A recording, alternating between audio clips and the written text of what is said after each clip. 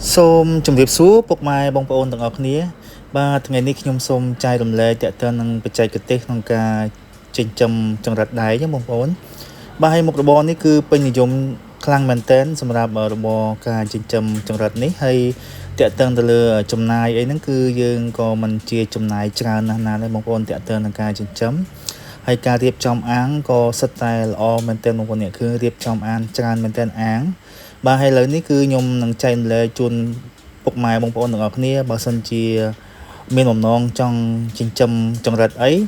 អាចសិក្សាវីដេអូឬក៏បច្ចេកទេសមួយចំនួនដែលខ្ញុំនឹងរៀបរាប់ប្រាប់បងប្អូនទាំងអស់គ្នាបាទហើយនេះគឺប្រភេទដូចជាសកៃដូងបងប្អូនអានេះសកៃដូងហ្នឹងបើតាមធម្មតាគេអាចប្រើប្រភេទជាខ្សាច់ហើយនិងសកៃដូងឬក៏អាចមានខ្ជួងកាមដែរបើសិនជាយើងលាយ3មុខនឹងបញ្ចូលគ្នានៅពេលដែលយើងត្រូវការឲ្យបង្កាត់ពូជណាចង្រិតបង្កាត់ពូជបាទហើយការបង្កាត់ពូជចង្រិតនេះគឺវាមិនជាលំបាកទេបងប្អូនបើសិនជាចង្រិតយើងអាយុប្រហែលជា30ឬក៏35ថ្ងៃហ្នឹងគឺយើងអាចយកមកបង្កាត់ពូជបានហើយគឺយើងអាចយកដូចជាសកៃដូងម៉ត់ហ្នឹងហើយដូចជាដេកខ្សាច់បើសិនជាបងប្អូនប្រើដេកខ្សាច់សុទ្ធក៏បានហើយនឹងសកៃដូងម៉ត់ក៏បានដែរអាហ្នឹងហើយការចិញ្ចឹម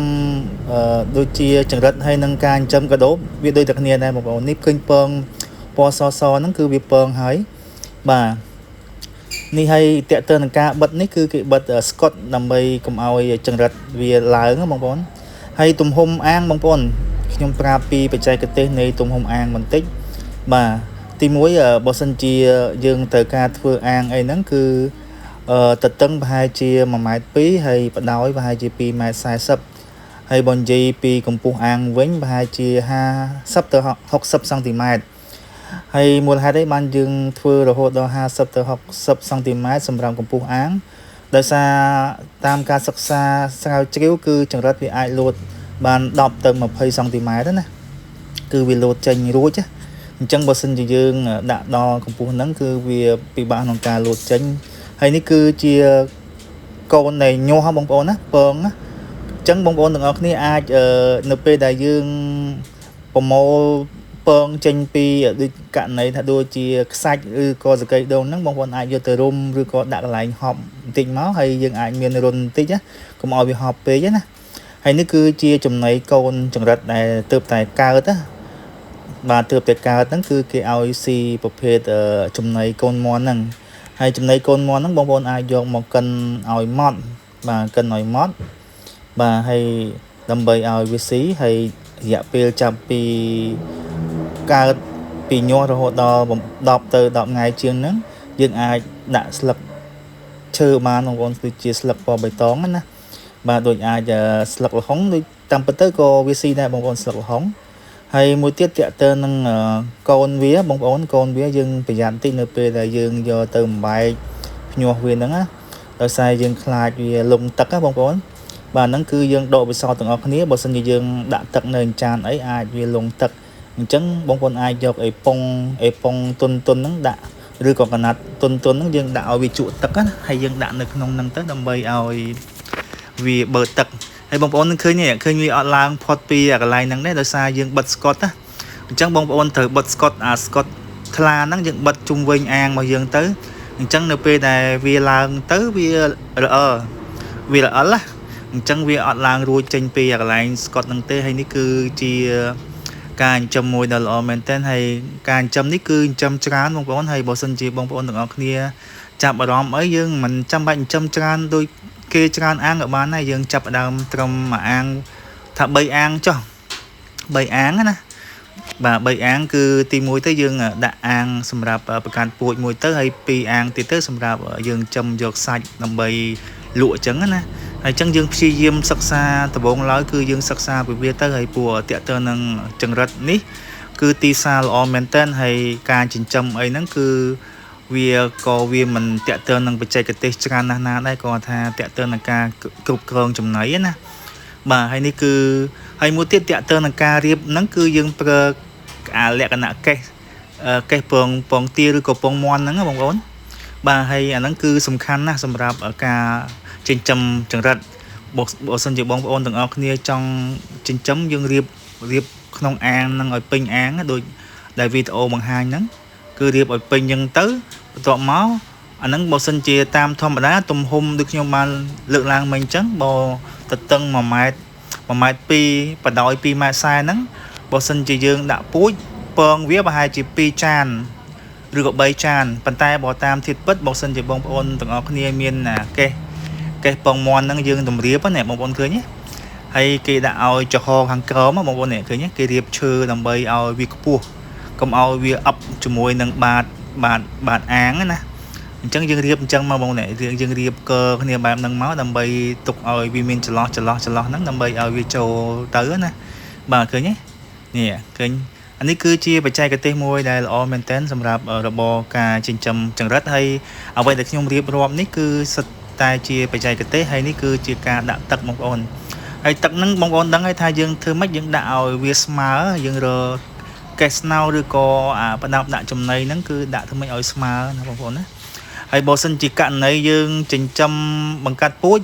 បងប្អូនគ្រាន់តែយើងចិញ្ចឹមធម្មតានៅពេលដែលចង្រិតយើងអាយុប្រហែលជា30ទៅ35ថ្ងៃគ្រាន់តែបងប្អូនដាក់សកៃដូងឬក៏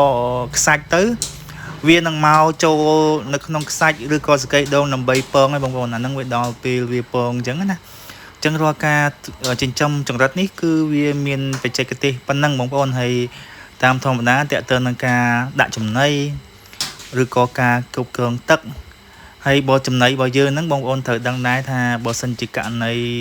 យើងទុកទៅវារៀងផ្អូមអញ្ចឹងណាអញ្ចឹងយើងកុំឲ្យវាស៊ីផ្អូមអីបើសិនជាករណីថាឥឡូវចំណីយើងលៃរយៈពេល1ថ្ងៃអញ្ចឹងចង្រិតយើងមួយអាងហ្នឹងវាអាចស៊ីអស់ប៉ុណ្ណាអញ្ចឹងយើងលៃវាទៅហើយបើសិនជាករណីវាសល់ហើយវាមានជាតិសើមច្រើនបងប្អូនមិនគួរទុកទេខ្លាចវាកើតជាជំងឺណាបាទហ្នឹងគឺជាលក្ខណៈមួយដែលបងប្អូនត្រូវសិក្សាស្វែងយល់ហើយតើតើនឹងចង្រិតបងប្អូនដឹងហើយថាការធំធាត់របស់វាហ្នឹងបើសិនជាវាមិនទាន់ពេញវ័យទេគឺវាអត់ទាន់ដុះស្លាបចិត្តទេបងប្អូនណាយើងមើលទាំងអស់គ្នាគេលោថាយើងអត់ចេះមើលដូចចង្រិតនេះអញ្ចឹងគឺបងប្អូនមើលស្លាបវាណាវាអត់ទាន់មានការដុះចិត្តនោះទេបាទហើយវាល្អមែនទែនហើយនេះគឺជាសកៃដងដែលគេទុកបង្កាត់ពូជហ្នឹងបាទហើយបងប្អូនមើលវីដេអូនេះហើយគឺអាចថាយើងអាចចាប់ផ្ដើមមុខរបរថ្មីបានហើយតាមធម្មតាចង្រិតបើតាមគេលក់នៅភ្នំពេញអីបងប្អូនឃើញហើយគឺមានតម្លៃថ្លៃមែនទែនហើយវាគឺជាមុខរបរមួយដែលល្អហើយនេះគឺរយៈពេល30ថ្ងៃបងប្អូន30ថ្ងៃហើយបាទវាចាប់ផ្ដើមមានស្លាបចិត្តពេញហើយបងប្អូនណាពី30ថ្ងៃឬក៏45ថ្ងៃហ្នឹងគឺយើងអាចចាប់លក់បានហើយនេះអញ្ចឹងនេះគឺរបៀបដាក់ចំណីបងប្អូនហើយអាហ្នឹងដូចខ្ញុំប្រាប់បងប្អូនអញ្ចឹងគឺសំខាន់គឺការដកពិសោធន៍ខ្លួនឯងបាទខ្ញុំគ្រាន់តែជាការប្រាប់ពីបច្ចេកទេសមួយចំនួនទេហើយការដកពិសោធន៍ហ្នឹងគឺយើងធ្វើទៅហើយដូចខ្ញុំបានប្រាប់ចាប់ពី15ថ្ងៃឬក៏ឡើងទៅហ្នឹងគឺបងប្អូនអាចដាក់ប្រភេទស្លឹកឈើពណ៌បៃតងបានហើយបងប្អូនដូចស្លឹកដំឡូងស្លឹកអីហ្នឹងដូចជាស្លឹកកផ្លោកអីហ្នឹងក៏វាស៊ីដែរបងប្អូនប្រភេទសត្វចង្រិតហ្នឹងណាហើយដូចប្រភេទស្មៅផ្អែមស្មៅអីហ្នឹងទុនហ្នឹងគឺយើងដាក់សាក់លងទៅបាទហើយអ្វីដែលសំខាន់បំផុតហ្នឹងគឺបងប្អូនដឹងហើយថាប្រភេទដូចជាស្លឹកល្ហុងហើយនឹងផ្លែល្ពៅផ្លែតឡាចអីយើងអាចកាត់មូលវែងស្ដើងអញ្ចឹងដាក់ឲ្យវាណាបាទនេះគឺជាលក្ខណៈបច្ចេកទេសហើយនេះគឺយើងចាប់ផ្ដើមប្រមូលផលបងប្អូនឃើញទេថាហេតុអីបានជាយើងឆ្ងល់ថាចង្រិតវាអត់ឡើងទៅឃើញទេដោយសារអីដោយសារយើងបិទស្កុតហ្នឹងដល់ពេលវាចាប់ដើមឡើងដល់ស្កុតឃើញទេបងប្អូននេះឡើងដល់ស្កុតវាល្អជើងវាព្រោះចង្រិតវាជើងវាមានបលាណាបើសិនយើងអត់ទ្រាំដាក់ជាមួយនឹងស្កុតទេវាអាចឲ្យចង្រិតហ្នឹងវាអាចលោតចេញបានបាទឃើញទេបងប្អូនអូយមើលទៅដូចកាឡាតចឹងបងប្អូនឡើងលវាមហ្មងណាបាទហើយគឺជាមុខរបរមួយដែលងាយហើយបងប្អូនហើយតើតើនឹងការធ្វើនេះបងប្អូនត្រូវដឹងថាចេះថាមុខរបរណាក៏ដោយឲ្យតែយើងចិញ្ចឹមទៅយើងអាចគ្រប់គ្រងពូជដោយខ្លួនឯងយើងអត់ចាំបាច់ទិញគេមុខរបរហ្នឹងយើងគួរតែធ្វើទៅវាអត់ខាតទេបងប្អូនបើសិនជាបងប្អូនធ្វើមួយអាងវាអាចលើកក្រោយវាកើត2អាងកើត3អាងកើត4អាងបាទអញ្ចឹងឲ្យតែបងប្អូនទាំងអស់គ្នាមានចង្រិតគឺមិនខ្វះទេទីផ្សារសពថ្ងៃបងប្អូននៅភ្នំពេញសម្បូរណាបាទហើយដូចជាតារា TikTok ល្បីមួយចំនួនហ្នឹងគាត់នៅលក់ចង្រិតហើយគាត់លក់ដាច់មែនតែនហើយ ចង្រិតគឺជាគេហៅថាមុខរបរមួយដែលល្អមែនតើហើយចំណាយដើមទុនតិចទេ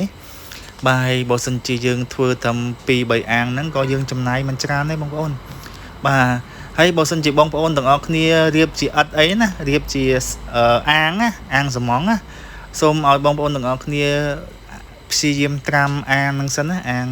ត្រាំជាមួយអំបិលត្រាំជាមួយដើមចេកឲ្យបាន15ថ្ងៃទៅ30ថ្ងៃសិនណាបងប្អូនបាទហើយបើសិនជាបងប្អូនគិតថាយើងឥឡូវយើងអត់ចង់រៀបអាងទេយើងធ្វើជាក្តារប្រទេសអីអាហ្នឹងវាអាស្រ័យលើយើងទេបងប្អូនបាទហើយនេះគឺការចិត្តលពៅនេះឃើញទេបងប្អូនវាងាយទេហើយលពៅនេះបើសិនជាយើងចាប់របរចិញ្ចឹមចង្រិតហើយយើងមានដីធំយើងគួរតែដាំវាទៅបងប្អូនវាគឺជាលក្ខណៈបច្ចេកទេសមែនតើបាទហើយនិយាយទៅរបរចិញ្ចឹមចង្រិតចិញ្ចឹមកដោបហ្នឹងគឺវាប្រហែលតែគ្នាទេវាអត់ខុសគ្នាទេបាទហើយនេះឃើញបងប្អូននេះគេដាក់អញ្ចឹងយើងដាក់នៅលើអាសបកកញ្ច្រែងពងមាន់ហ្នឹងទៅដើម្បីឲ្យវាឡើងមកស៊ីណាបងប្អូនឃើញទេបាទដាក់ទៅយើងដាក់មានចំណីសម្រាប់ផងចំណីធម្មជាតិផងទៅវាធ្វើឲ្យចង្រិតយើងហ្នឹងវាមានរសជាតិឆ្ងាញ់ណាហើយក៏ធ្វើឲ្យចង្រិតយើងហ្នឹងវាឆាប់ធំធាត់ដែរដោយសារវាបានស៊ីនឹងបន្លែពណ៌បៃតង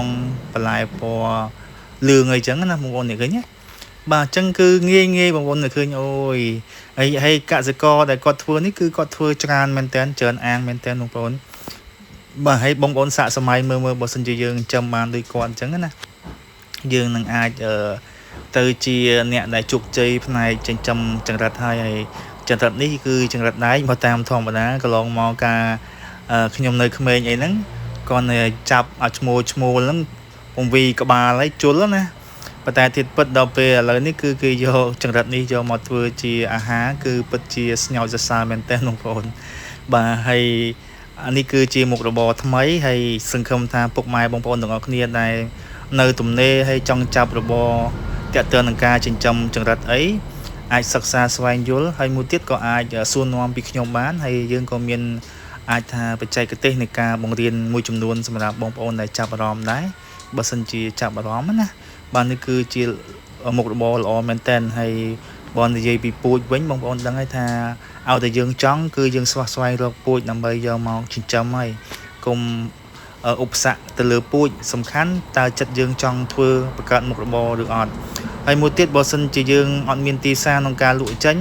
គឺយើងអាចធ្វើដោយខ្លួនឯងបងប្អូនយើងមានតូបយើងមានទៀមយើងបង្កើតជាហោខ្លួនឯងមកចង្រិតខ្លួនឯងហើយយើងចិញ្ចឹមបានល្អខ្លួនឯងមិនខ្វះទេទីផ្សារបងប្អូននេះក៏នៃការនិយាយជាផ្លូវក្រោយបងប្អូនណាបាទហើយបើសិនជាចាប់អារម្មណ៍វីដេអូដែលខ្ញុំបានធ្វើកន្លងមកសូមបងប្អូនដើម្បីលើកទឹកចិត្តខ្ញុំជួយ Subscribe ឲ្យ Channel របស់ខ្ញុំហ្នឹងកាន់តែមានអ្នកចូលមើលឲ្យច្រើនដើម្បីខ្ញុំនៅតែបន្តចែកម្លែកជូនពុកម៉ែបងប្អូនបន្ថែមទៀតបាទហើយបើសិនជាការនិយាយទៅមានការលើសលួសឬក៏ខុសបច្ចេកទេសមួយចំនួនសូមបងប្អូនពុកម៉ែទាំងអស់គ្នាសូមខន្តីអភ័យទោសដល់រូបខ្ញុំបាទផងហើយមួយទៀតខ្ញុំលើកទឹកចិត្តបើសិនជាមានបញ្ហាឆ្ងល់ក្នុងចំណុចណាមួយអាចទំនាក់ទំនងតាមYouTube បានបងប្អូនតាម comment តាមអីដើម្បីសួរនាំតាក់ទងនឹងបច្ចេកទេសណាការរៀបចំយ៉ាងម៉េចអីយើងអាចជជែកពិភាក្សាជាមួយគ្នាបានខ្មែរជួយខ្មែរដើម្បីឲ្យមានការរីកចម្រើនបើសិនជាបងប្អូនមានមុខរបរច្បាស់លាស់គឺយើងរីកចម្រើនទាំងអស់គ្នាបាទសូមអរគុណសូមជម្រាបលាអរគុណច្រើន